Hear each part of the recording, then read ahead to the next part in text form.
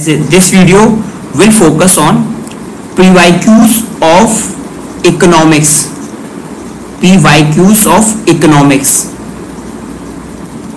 I have covered around 2016 to 2024 PYQs or in this video.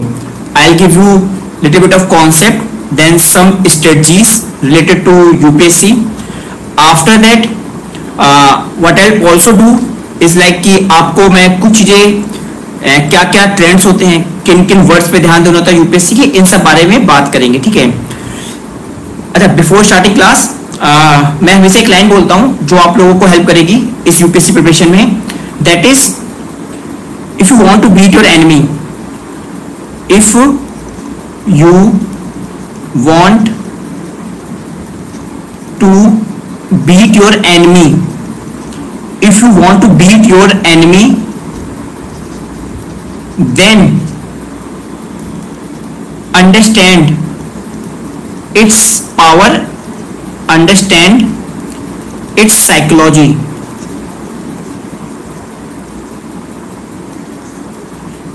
आपको अपने दुश्मन को हराना है तो दुश्मन को समझना पड़ेगा. एंड आपका दुश्मन कौन है यहाँ पे? आपका दुश्मन है यहाँ पे UPSC. And for cracking this exam, you need to decode UPSC. How decode? How to decode or how to understand psychology of UPSC? It is through PYQ. That's why I am focusing on PYQ. So let's start. And आप लोग जो भी join कर चुके हैं live, एक request है, इस चैनल को या तो सब्सक्राइब कर दो और at the same time comment करते रहना, so that I can be little bit of interaction होगा. एंड ये क्लास में मैं कॉन्सेप्ट बताऊंगा, ट्रेंड्स बताऊंगा, लैंग्वेज बताऊंगा और यूपीएससी की साइकोलॉजी पे बात करेंगे. ठीक है. So not just beating around the bushes, let's start directly to the economics previous year question. I will go 2016 to 2024 ऐसे चलेंगे, सो दैट आपको एक ट्रेंड पता चलेगा कि यूपीएससी कैसे डेप्थ में जाती है. तो जो लोग स्टार्ट करते हैं और जो लोग आ चुके हैं एक बार मैसेज कर दें एंड कमेंट कर सकते हैं, so that I will be like more interactive to them. उनसे कमेंट कर सकते हैं. ठीक है. अब आते हैं 2016 का पेपर है. ठीक है. इसमें मैं एक एक क्वेश्चन जो जो इकोनॉमिक्स का है मैंने आइडेंटिफाई कर रखा है और उस क्वेश्चन को एक एक करके समझेंगे कि कैसे यूपीएससी ने क्या क्वेश्चन क्यों पूछा था. ठीक है. उसको समझते हैं. Let's start. तो पहला क्वेश्चन आता है तुम्हारा, first question of economics, that is question number 60. अब समझते हैं. ओके, हाँ, good morning. It's not a good evening, it's a good morning. Not morning, it's a evening. So start करते हैं. कॉन्सेप्ट समझना और मैं कुछ वर्ड समझाऊंगा, उसको समझना. ठीक है. दैट इज पहला क्वेश्चन है, the term base erosion and profit shifting sometime scene in news. अब जैसे मान लो आपने नहीं पढ़ा है, ऑल्दो आपने पढ़ा होगा, तो ये क्या होता है, जो आपकी मल्टीनेशनल कंपनीज होती हैं, एमएनसीज, वो क्या करती हैं, एक उन्होंने आइडिया निकाला था कि अपने प्रॉफिट को उन कंट्रीज में अपना बेस बना देती है जहां पे लो टैक्स है, और अपना बेस को, अपना जो ओवरऑल कहते हैं ना कि अपना हायर टैक्स कंट्री में रेवेन्यू करेंगी, लेकिन अपना जो मेन ऑफिस होगा जहां पे सारे डॉक्यूमेंटेशन होगा वो कहां पे, जैसे पनामा हो गया, ऐसी कंट्रीज जहां पे लो टैक्स होता है. ठीक है. तो ये उससे रिलेटेड है, लेकिन मान लो आपने नहीं पढ़ा तो टर्म्स पकड़ते हैं, प्रॉफिट शिफ्टिंग, बेस इरोजन. तो एक एक वर्ड करते हैं. माइनिंग ऑपरेशन आई मल्टीनेशनल कंपनी. अब टैक्स इवेजन है, पॉसिबिलिटी है, रोक सकते हैं. Exploitation of genetic resources by countries of multinational. अब इसमें प्रॉफिट का एक्सप्लॉयटेशन से मतलब डायरेक्टली नहीं है. ठीक है. Lack of consideration of environmental cost in the planning and implementation. तो आप देखोगे ना, ये दोनों तीनों, ये पहला, थर्ड और फोर्थ, ये लिंक नहीं हो रहा है. तो आंसर वाज डी. अभी आपको पता चाहिए इसके बारे में, क्योंकि अभी पीवाईक्यू है. पीवाईक्यू का हर एक ऑप्शन क्या होता है, इंपॉर्टेंट बन जाता है अपने आप में क्वेश्चन. तो ये ओईसीडी जो कंट्रीज हैं, organisation of economic corporation and development, ये जो कंट्रीज हैं उन्होंने इस प्रैक्टिस को निकाला था. अभी जो ग्लोबल जो 15% का टैक्स की बात हो रही है, ये भी ओईसीडी निकाल रही है. ठीक है. कि अल्टीमेटली मिनिमम 15% टैक्स हो. तो आपका ऐसे ही न्यूज बन जाएगा नेक्स्ट टाइम. आई होप आपको आंसर आ गया हो. Answer was B. ओके, आप लोग भी क्वेश्चन पढ़ने के बाद आंसर दे सकते हो. ठीक है. ऐसा ही सेशन मैं हिंदी में रखूंगा। अभी जो हिंदी में है बच्चे उनसे रिक्वेस्ट करूंगा मेरा। फिर आते हैं क्वेश्चन नंबर 57 पे आते हैं, ठीक है। अब समझो ये क्या है, यहाँ पे मैं कुछ चीजें समझाऊंगा आपको। क्वेश्चन नंबर 56 पे आते हैं। With reference to financial stability development council, financial stability development council है, consider following statement, it is a organ of NITI Aayog. अब मैंने आपको जो पहले मेरे सेशन बताए हैं स्टडी सेशन में, यहाँ पे क्या है, ये तुम्हारा प्रॉपर नाउन है। When ever you find a proper noun, वहां पे यूपीएससी की हाईली चांसेस है उसको चेंज करेगा। तो लॉजिक बिहाइंड इट, क्योंकि हम क्वेश्चन को क्वेश्चन नहीं करते हैं और हमारा एजुकेशन सिस्टम ऐसा है कि हमें जो भी लिखा है उसको सही माना जाता है, तो हमारा माइंड उस प्रेशर में जो लिखा है उसको क्वेश्चन नहीं कर पाता है। तो इंस्टेड ऑफ कि नीति आयोग होगा कि नहीं, हम ऐसे सोच पाते हैं, हमको लगता है सही है। नीति आयोग का फाइनेंशियल स्टेबिलिटी से रिलेशन नहीं होता, ठीक है। तो पहला स्टेटमेंट गलत हो गया। It is headed by union finance commission, तो अभी मान लो वो क्लोज को बारे नहीं पता, ठीक है। तो जैसे पहला गलत हो जाता है तो आपको पता है कि दो ही ऑप्शन बचे, तीसरा सही है। It monitors a macro prudential supervision of economy, मतलब मैक्रो मतलब लार्ज लेवल पे नॉर्म्स प्रूडेंशियल जो आपके रूल्स एंड रेगुलेशन होते हैं उसको मॉनिटर करता है।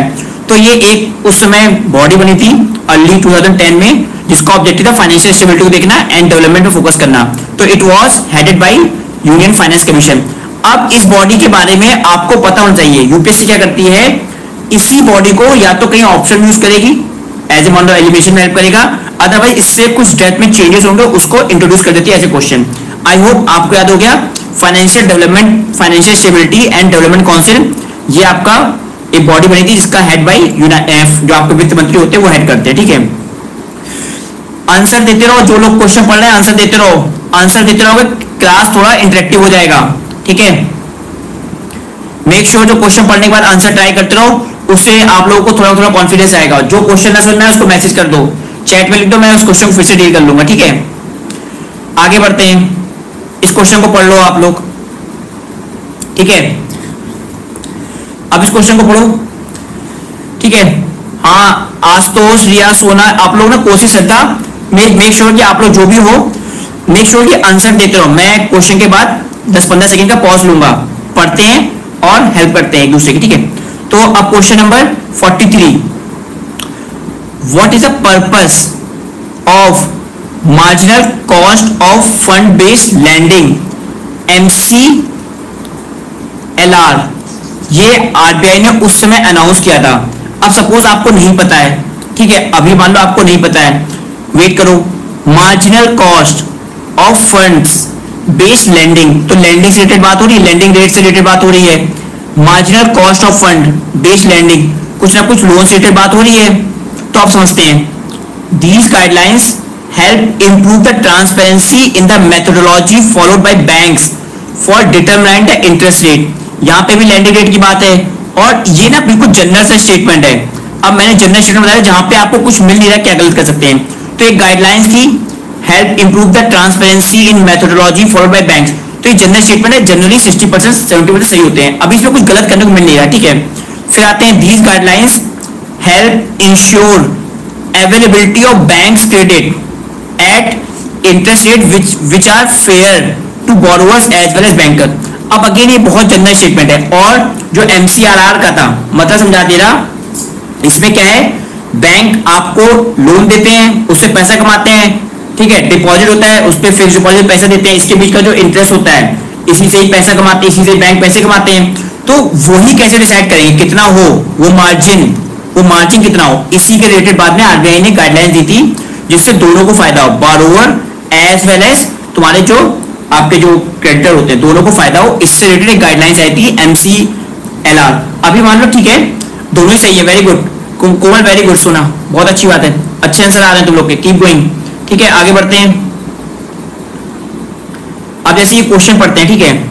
क्वेश्चन नंबर 37, अभी देखो तुम लोग को अब यहां से दिखाऊंगा PYQ की importance. India's ranking in the ease of doing business index is sometimes seen in news. अब ये पूछ रहा है ईज ऑफ डूइंग बिजनेस था, ये कौन सा ऑर्गेनाइजेशन निकालता है। अब देखो आंसर सबको पता होगा कि ये वर्ल्ड बैंक निकालता है। आंसर पता होना is not about analysis of UPSC prelims, answer पता है। अब क्या करना होता है, जो स्मार्ट स्टूडेंट होते हैं, जो समझदार बच्चे होते हैं, जो रियल समझदार जिनको पेपर निकालना, वो क्या करेंगे, उस समय का मान लो जो पेपर, इसके बारे में पढ़ेंगे, डिकोड करेंगे इसके अंदर क्या क्या है, और इन सब के बारे में भी पढ़ेंगे कि ये क्या OECD मतलब क्या है, वर्ल्ड इकोनॉमिक फोरम क्या है। अभी मैं दिखाऊंगा कितने क्वेश्चन वर्ल्ड इकोनॉमिक फोरम क्या है, WTO के बारे में पढ़ते ही हो। ये होता है स्मार्ट स्टडी, ठीक है, स्मार्ट PYQ एनालिसिस, ठीक है, ओके। तो इसका आंसर तुम्हारा वर्ल्ड बैंक है। अभी ये क्वेश्चन किसका है, 2016 का, ठीक है, ईज ऑफ डूइंग बिजनेस पे। अभी मैं दिखाऊंगा फ्यूचर में नया क्वेश्चन कैसे आता है, ठीक है। इजी क्वेश्चन था, बहुत यूज में होता है, पता होना चाहिए, ठीक है। फिर आते हैं नेक्स्ट क्वेश्चन पे। अब नेक्स्ट क्वेश्चन देख लो, देखो इसको समझाते हैं, ठीक है। द टर्म, अब ऐसे क्वेश्चन यूपीएससी इंट्रोड्यूस करती है जहां पे वो core banking solution, core banking solution आपको कोई टर्म दे दिया जाएगा, आपको ऐसे में घबराना नहीं है। यूपीएससी का जो टर्म आएगा वो 90% आपने नहीं पढ़ा होगा, ठीक है। क्या करना होता है, एलिमिनेशन सॉल्वेबल अप्रोच, आपको मैंने बताई है, जो लोग पहले लेक्चर नहीं देखे उनसे बोलता हूं देख लो। सॉल्वेबल अप्रोच कहती है instead of finding solution in mind, आप सॉल्यूशन को क्वेश्चन में फाइंड हो, कैसे वर्ड्स को ब्रेक करो, लैंग्वेज को पकड़ो, इसी को करते हैं लैंग्वेज से। कैसे करते हैं देखते हैं। इसमें क्या है, it is a networking of banks branches which enable customer to operate their accounts from any branch of the bank on its network regardless of where they open their account. चलो मान लो नहीं पता, वेट कर लो, ठीक है, अभी समझ में नहीं आ रहा। It is an effort to increase RBI's control over commercial bank through computerisation, core banking solution. अभी मान लो रुक जाओ, वेट करना सीखो। पहला स्टेटमेंट मैंने लास्ट क्लास में समझाया था। फर्स्ट स्टेटमेंट क्या करता है, एंजाइटी क्रिएट करता है, लंबा चौड़ा कॉम्प्लेक्स देते हैं। अगर किसी को अब तीसरा पढ़ते हैं, it is a detailed procedure by which a bank with huge non performing asset is taken over by another bank. अब ये वर्ड समझ में आ लो, huge extreme word, plus core banking solution की बात कर रहा है, नॉन परफॉर्मिंग एक्सटेंशन है नहीं, तो तीसरा गलत हो जाता है और इसका कोई रिलेशन भी नहीं है, ये एफर्ट भी नहीं है आरबीआई का। कॉमर्शलाइजेशन कंट्रोल, आरबीआई कंट्रोल नहीं करेगी बैंकों को, मैंने अगर क्लास में पढ़ाया भी होगा। अभी हमारे यहाँ क्या है, मैनेज फ्लोटिंग रेट है, manage floating rate. RBI as a facilitator है, अब वो जमाने गए कि पूरा स्ट्रिक्ट कंट्रोल होता था। अभी क्या बात होती है, मैक्सिमम गवर्नेंस मिनिमम गवर्नमेंट, ठीक है। तो दूसरा और तीसरा गलत है। अब इसको फिर से पढ़ते हैं।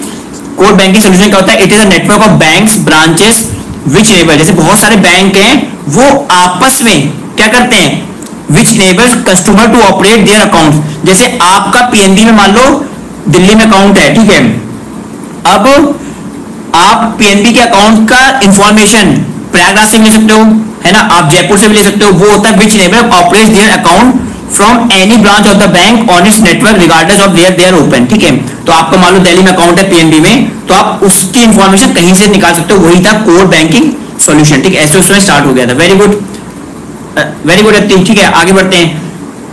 हाँ दीपक, सबको गुड इवनिंग, सबको शाश्वत, RBI regulates not control, very good. हाँ शाश्वत कीप गोइंग, अति बहुत बढ़िया, ठीक है। आप लोग आंसर देते रहो, बहुत अच्छा लगेगा, ठीक है। सेशन को इंटरेक्टिव बनाते हैं, जिससे बहुत सारी चीजें जो मैं बताऊं लिख लेना, ठीक है। अभी मैंने जो स्ट्रेटजी बताऊंगा उसको लिख लेना, ठीक है। अभी पहला स्टेटमेंट ये बता चुका हूं, कॉम्प्लेक्स होता है। अब आते हैं नेक्स्ट क्वेश्चन पे, ठीक है। अब ये क्वेश्चन पढ़ते हैं, देखो ये कॉन्सेप्ट है, इसको पढ़ते हैं। क्या है, which are the following best describe the term import cover. आपको इंपोर्ट कवर के बारे में बोल रहा है। इंपोर्ट होता है तुम्हारा आयात, ठीक है, उसका कवर, ठीक है। समटाइम्स इसको समझते हैं। It is a ratio of value of import to the gross domestic product. अब इंपोर्ट और जीडीपी कवर बन नहीं रहा, ठीक है, रोक लो। It is a total value of imports of a country in a year. ऐसा तो कवर तो कुछ दिख ही नहीं रहा, तो ये तो क्लियरली गलत है। वर्ड्स को तोड़ो, कवर का मतलब क्या होगा, कुछ कवरेज एवरेज करेगा, तो रोक लो।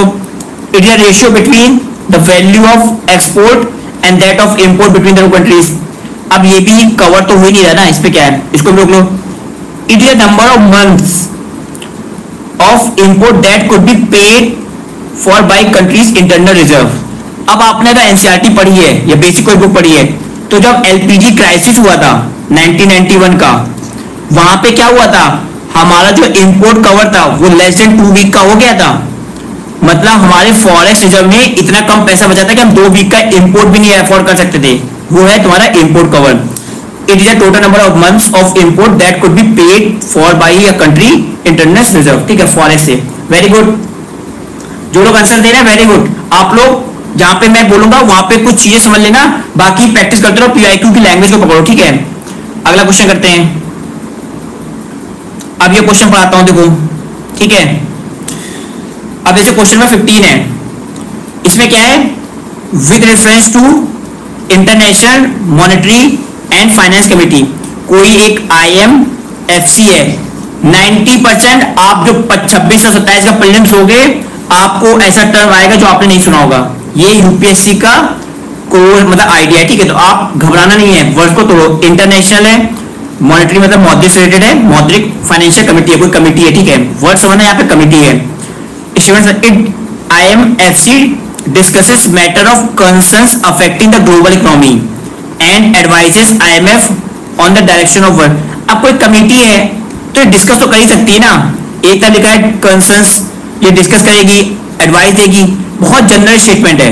कोई भी कमेटी है मॉनेटरी और फाइनेंशियल की, वो एडवाइस तो दे सकती है ना IMF को, और डिस्कस करेगी ग्लोबल इकोनॉमिक सिचुएशन को। तो ये सही होगा, जनरली सही होते हैं ऐसे स्टेटमेंट। ठीक है, the World Bank participate as observer in IMFC। अब देखो, हमें पता है 2 इंपॉर्टेंट इंस्टीट्यूशन है, एक IMF, एक वर्ल्ड बैंक। ये आपने पढ़े होते हैं। मॉनेटरी एंड फाइनेंशियल कमेटी की बात है, पार्टिसिपेट। अब देखो, वर्ल्ड बैंक है, ये भी क्या करता है, लोन तो देता है। लोन देगा तो कहीं ना कहीं फाइनेंशियल से रिलेटेड बात हो रही है, और पार्टिसिपेट कर रहा है, बहुत जनरल टर्म है। मान लो कोई आ गया है, वर्ल्ड बैंक को ओपिनियन देनी थी। ठीक है, दोनों ही सही है। ठीक है, इसका आंसर सी था। हाँ, सेकंड में कंफ्यूज नहीं है कोबल। सेकंड में याद रखना कि जनरल स्टेटमेंट है, पार्टिसिपेट एज अ ऑब्जर्वर, तो world bank do participate in IMFC। ठीक है, अब जो स्मार्ट स्टूडेंट है वो IMFC के बारे में पढ़ लेंगे और थोड़ा सा 2 से 3 लाइनर नोट्स बना लेंगे। ये करना है। इस क्लास का ऑब्जेक्टिव क्या है, आपको बताना, आपको डायरेक्शन देना। ठीक है, को क्लियर। क्वेश्चन नंबर 15 का आंसर सी है। क्वेश्चन नंबर 14 पे आते हैं। अब देखो 14 पे मेरे को अभी देखो यूपीएससी का पेंडिंग क्वेश्चन है, कहीं ना कहीं ऐसा क्वेश्चन फिर से आने वाला है। ठीक है, क्वेश्चन नंबर 14 पे।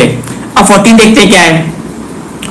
Recently which of the following, ये 2016 का पेपर है। ठीक है, तो उस समय IMF का SDR special drawing rights, special drawing.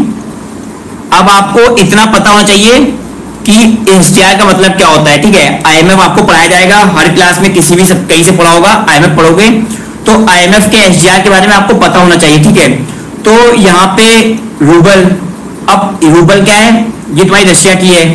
अभी इंडिया, अभी रूपी रूबल की ट्रेड बात हो रही है। रैंड जो होती है साउथ अफ्रीका की होती है, रूपी इंडिया की है, अभी है नहीं, रूपी की बात हो रही है। रेनमिनबी को ही बोलते हैं युआन, जो चाइनीज युआन है उसको रेनमिनबी बोलते हैं। तो उस समय चाइना की जो करेंसी है युआन, उसको रेनमिनबी बोलते हैं, रेनमिनबी। वो तुम्हारा IMF के SDR का पार्ट हो गई थी। अब जो कॉमन बच्चा है, जो एवरेज एस्पिरेंट है, वो क्या करेगा, इतने में खुश हो जाएगा। लेकिन जो स्मार्ट बच्चे हैं, जिनको पेपर निकालना है, जिनको PIQ एनालिसिस करना है, वो क्या करेंगे, IMF के SDR के बारे में पढ़ेंगे कि IMF का SDR में कौन कौन सी करेंसी है। कोई बताएगा चैट में? एनीवन? सबसे पहले तो सबको पता है डॉलर होगी। ठीक है, दूसरी क्या है, तुम्हारी यूरो होगी, फिर आपकी पाउंड होती है, फिर जापान की येन, एंड फाइनली युआन। ये पांच करेंसी हैं जो आपकी SDR में पार्ट है। ठीक है, इंडिया भी चाहता है लेकिन अभी इंडिया है नहीं। क्लियर? आप लोगों को ये पांचों क्रिस्टल क्लियर पता हो, क्योंकि आप जो इंटरनेशनलाइजेशन और रुपये की बात हो रही है वो बिना इसके पॉसिबल भी नहीं है। समझ में आ रहा? De dollarisation, internationalisation of rupee, ये सब यहीं से आता है। IMF का कोटा जितना ज्यादा होगा उतना तुम्हारा काम आसान हो जाएगा। क्लियर? तो इसका आंसर डी था 14 का। आई होप आप लोगों को क्लियर हो गया होगा, 14 का आंसर डी था। ठीक है, अब आते हैं क्वेश्चन नंबर 12 पे। अब 12 को पढ़ते हैं। ठीक है, समझो यहां पे क्या है, which of the following are included in the capital budget of the government. अब आपको हमेशा मेरी एक बात याद रखना, जो लोग बिगिनर हैं, बहुत आसान होता है क्या कैपिटल होता है क्या करंट होता है। ठीक है, बस एक सिंपल सा फंडा होता है, याद रखना, कैपिटल बजट का मतलब होता है, कोई भी कैपिटल का मतलब होता है आपका इकोनॉमी में या तो वो एसेट या आपकी लायबिलिटी, ठीक है, इसमें चेंज कर रहा होगा। एसेट्स पता क्या होते हैं, जैसे आपका मशीन हो गए, है ना, आपकी लैंड हो गई, आपकी बिल्डिंग हो गई, ये क्या एसेट्स। लायबिलिटी जैसे आप जैसे बैंक हैं उनमें जो हम लोग डिपॉजिट करते हैं तो बैंक की लायबिलिटी है, ठीक है। इसमें जो चेंज होता है एसेट और लायबिलिटी में वो क्या होता है, कैपिटल अकाउंट में होता है, ठीक है। बस इतना याद रखोगे आपका काम हो जाएगा, ठीक है। आप पढ़ते क्वेश्चन स्टेटमेंट कैपिटल बजट में कौन कौन सा है। Expenditure on acquisition of asset like road building, ये क्या है, अल्टीमेटली दे आर एसेट्स। तो एक्विजिशन मतलब इंक्रीज इन एसेट हो रहा है, तो ये तुम्हारे कैपिटल अकाउंट के पार्ट है। अगला करते हैं loan receive from foreign government, loan लिया है, अल्टीमेटली क्या हो गया, जब तुम लोन लेते हो क्या होता है, लायबिलिटी हो जाती है, लायबिलिटी बढ़ती है, तो ये भी तुम्हारा कैपिटल अकाउंट में हो गया। अब जब 1 और 2 एक ही में है तो भी आंसर आ जाएगा, ठीक है, लेकिन फिर भी क्रॉस चेक कर लो तीसरे से। Loan and advances granted to state, है ना, अल्टीमेटली लोन क्या होता है, लायबिलिटी होती है, तो लायबिलिटी मतलब capital account. Answer was 1, 2, 3। I hope मेरा बस ये कॉन्सेप्ट याद रखना कैपिटल अकाउंट वाला, ओके, वेरी गुड। तुम लोग के आंसर बहुत सही हो रहे हैं, थोड़े और डेप्थ पे जाते हैं, ठीक है, गुड, कीप गोइंग। अगला क्वेश्चन करते हैं। अब जैसे ये है, हाँ अब मैं समझा दे रहा, क्वेश्चन नंबर 11वां, इसको पढ़ते हैं, बहुत इंपॉर्टेंट है और ये न्यूज में भी रहता है। इसमें क्या होता है समझो, in the context of which of the following do you find the terms amber box, blue box and green box. अब आपने मान लो WTO पढ़ा है, ठीक है, तो ये WTO की आपके सब्सिडी से रिलेटेड है। अब जो नॉर्मल बच्चा है जिसको यूपीएससी में 70-75 मार्क्स लाने हैं वो इतना ही पढ़ेगा, और जिसको 100+ लाने वो क्या करेगा, एम्बर बॉक्स का कोई एग्जांपल बताएगा कोई मेरे को, एम्बर बॉक्स सब्सिडी का कोई एग्जांपल, एनीवन, कोई एग्जांपल है किसी के पास एम्बर बॉक्स, हाँ साथ साथ एग्जांपल बताओ, कोई एग्जांपल बताओ एम्बर बॉक्स का एग्जांपल, एनीवन। एम्बर बॉक्स का एग्जांपल होता है तुम्हारा MSP, मिनिमम सपोर्ट प्राइस, ये होती है ट्रेड डिस्टॉर्शन सब्सिडीज। ऐसी सब्सिडी जो ट्रेड को डिस्टॉर्ट कर रही है। MSP कैसे करती है, आपने मानो राइस और व्हीट पे मिनिमम सपोर्ट प्राइस दे दिया तो आपका फार्मर क्या करेगा, इन्हीं को ही करेगा, राइस एंड व्हीट को। इस माने MSP जो है एम्बर बॉक्स सब्सिडी है। अब मान लो किसी को ग्रीन बॉक्स पता होनी चाहिए, ग्रीन बॉक्स बताया कोई, ग्रीन बॉक्स का एग्जांपल, वेरी गुड रियाज, शाश्वत जैन, बहुत बढ़िया। ग्रीन बॉक्स का कोई एग्जांपल बताएगा, ग्रीन बॉक्स का एग्जांपल होता है, याद रखना, जो आपकी PM किसान है जहां पे इंडियन गवर्नमेंट 6,000 रुपए दे रही है एक साल में, इसका ऑब्जेक्टिव क्या है कि आपकी इनपुट या R&D या इनपुट पे इंप्रूवमेंट हो, ये होती है तुम्हारी ग्रीन बॉक्स सब्सिडी, और ये WTO में अलाउ है, MSP not allow in WTO। अब जो ब्लू बॉक्स होती है ना, ये क्या होती है, एम्बर बॉक्स विद, ये क्या होती है, amber box subsidy with condition, with condition. अब ये क्योंकि ये डेवलप कंट्री से रिलेटेड होती है, इस माने ज्यादा हमारे न्यूज में रहती है, बट आपको एम्बर बॉक्स और ग्रीन बॉक्स पे क्रिस्टल क्लियर पता हो। एग्जांपल बताओ, जो ट्रेड डिस्टॉर्ट नहीं करते वो ग्रीन बॉक्स होते हैं, ग्रीन मतलब क्या होता है, स्मूथली जाना, एम्बर बॉक्स जो ट्रेड डिस्टॉर्ट करते हैं। तो ऐसे आपको क्लियर हो गया आंसर ए, ये होती है एनालिसिस। वेरी गुड शाश्वत, कीप गोइंग, ठीक है। अब क्वेश्चन नंबर ये करते हैं 8वां। अब देखो यहाँ पे फिर से क्वेश्चन आएगा 8वां, लिंक करते हैं 8वीं में क्या है समझो। क्वेश्चन नंबर 8वां ट्राई करो। 8वां कह रहा है with reference to IFC masala bond. अब आपको मसाला बॉन्ड पता होना चाहिए क्या है, ठीक है। ऐसे ही क्वेश्चन आएंगे, उस समय नया टर्म होगा, लेकिन घबराना नहीं है, बहुत सारी टेक्निक होती है, समझाता हूं कैसे कर सकते हैं। IFC मसाला बॉन्ड, ये क्या है, international finance corporation which offer this loan is a arm of World bank. अगर आपने वर्ल्ड बैंक ग्रुप पढ़ा होगा, वर्ल्ड बैंक जो है ये क्या है, 5 ग्रुप का, 5 जो आपके ऑर्गेनाइजेशन है उसका 5 ग्रुप है, उसमें तुम्हारा इंटरनेशनल बैंक फॉर रिकंस्ट्रक्शन वो सब आते हैं, उसमें तुम्हारा IFC भी आता है। आईएफसी का ऑब्जेक्टिव इनिशियली क्या था, प्राइवेट लोगों को लॉन्ग टर्म लोन देना। अभी IFC which offer this bond is a arm of World Bank, ये होती है, ठीक है।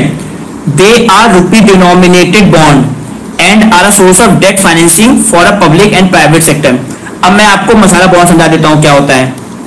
जैसे जैसे मान लो एक कोई एक कंपनी है, ठीक है, उसने क्या किया, लोन लिया बाहर से, तो जो लोन लिया है वो किसमें, डॉलर में है, ठीक है, लेकिन जो उसको रिडीम वापस करना पड़ेगा वो रुपये में कर देगा। तो ये क्या है, रुपी डिनोमिनेटेड, मतलब फाइनल आपने यहां से डॉलर ले लिया, ठीक है, एज ए लोन, लेकिन जब आपको रिडीम करना पड़ रहा है, उस लोन को वापस करना पड़ा, आप रुपये में दे दो। इस मारे मसाला बॉन्ड काफी यूजफुल होते हैं, ठीक है। और ये पहला मसाला बॉन्ड आईएफसी ने दिया था 2014-15 के आसपास, ठीक है। आई होप आप लोगों को आ गया होगा, वेरी गुड अद्विका, बहुत गुड, ठीक है। अगला क्वेश्चन करते हैं।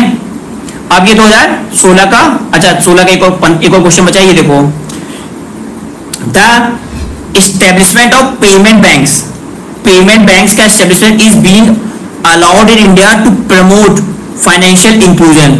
जो आपका पेटीएम है ना, ये क्या है, उस समय इसका एग्जाम्पल था किसका, पेमेंट बैंक का, ठीक है। अब समझाता हूं, विच of the following is correct. Payment bank, मान लो पेटीएम है, ठीक है, अब आपको घबराना नहीं है, मान लो नहीं पता फिर भी। Mobile telephone companies and supermarket chains that are owned and controlled by resident are eligible to promote, ठीक है। मान लो नहीं पता, रुक जाओ, नहीं पता रुक जाओ। पहला स्टेटमेंट जनरली वो कॉम्प्लेक्स करते हैं, आपने क्या करना है, काम compose mind, that is recipe of clearing this prelims exam. फिर क्या होता है, दूसरे स्टेटमेंट पढ़ते हैं, payment banks can issue both credit card and debit card. अब आपने पता होगा पेटीएम एटीएम से तुम्हें क्रेडिट डेबिट कार्ड तो नहीं मिलता, ठीक है। अगर आप जब पढ़ते थे पेमेंट बैंक पढ़ोगे तो क्रेडिट अवेलेबिलिटी नहीं है। दूसरा गलत, दूसरा गलत, दूसरा गलत, दूसरा गलत, आंसर वाज 1 and 3, ठीक है। Payment bank can not undertake lending activities, नहीं देते लोन, ठीक है। क्रेडिट डेबिट का काम नहीं, सेम ही चीज है, ठीक है। वहां फिर आके सेम ही चीज पूछ ली है, ठीक है। Okay clear, answer was 1 and 3, very good, keep going, बहुत अच्छा आंसर दे रहे हो तुम लोग, सरप्राइज, वेरी गुड। तुम लोग को इकोनॉमिक्स तो दिख रहा है अच्छी आती है। चलो अभी मैं कठिन क्वेश्चन पूछता तब तुम लोग को देखता हूँ, ठीक है। 2016 हो गया, 17 पे आते हैं, ठीक है। इतना ही जल्दी करेंगे थोड़ा, मतलब जल्दी इन द सेंस की समझा के करूंगा, ठीक है, डोंट वरी। फिर आते हैं क्वेश्चन नंबर, अभी तक किसी को डाउट हो तो पूछ सकता है। अब क्वेश्चन नंबर 2017 का पेपर है, ठीक है। अब समझाता हूं। अब देखो यहां से तुम्हारे कुछ स्ट्रेटजी ट्रिक आ जाएंगी जो यूपीएससी की लैंग्वेज है, ठीक है। तो ये पहला क्वेश्चन है जहां पे यूपीएससी की लैंग्वेज समझना है, क्लियर, ओके। समझाता हूं इसमें क्या है।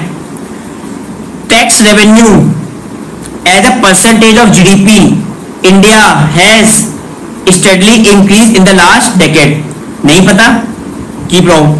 Fiscal deficit as a percent of GDP India has steadily increase, यहां पे कीवर्ड पकड़ना होता है, ये है कीवर्ड, स्टेडली, कीवर्ड पकड़ो, ठीक है। यूपीएससी के कीवर्ड ये होते हैं। स्टेडली का मतलब क्या होता है, कॉन्टिन्यूसली बढ़ती जा रही है। अब टैक्स रेवेन्यू है, पूरे साल, पूरे 10 साल में हर समय लगातार बढ़ेगा, नॉट पॉसिबल, गलत। Fiscal deficit as a percentage of GDP steadily increase in the last decade, किसी भी साल में हमेशा इंक्रीज नहीं होता, कभी कम ज्यादा होता है, स्टेडली नहीं होता। ऐसे स्टेटमेंट 99% आपके गलत होते हैं, रॉन्ग। और ऐसे आपको कीवर्ड ढूंढने होते हैं। आपने सोचा कि पता नहीं टैक्स रेवेन्यू फिस्कल डेफिसिट की वैल्यू पे गए, मेमोरी गड़बड़ हो जाएगा, बिल्कुल। वो बोलते हैं लो हैंगिंग फ्रूट्स हैं, हर साल 15 से 20 क्वेश्चन ऐसे आते हैं, हर साल आएंगे, ठीक है।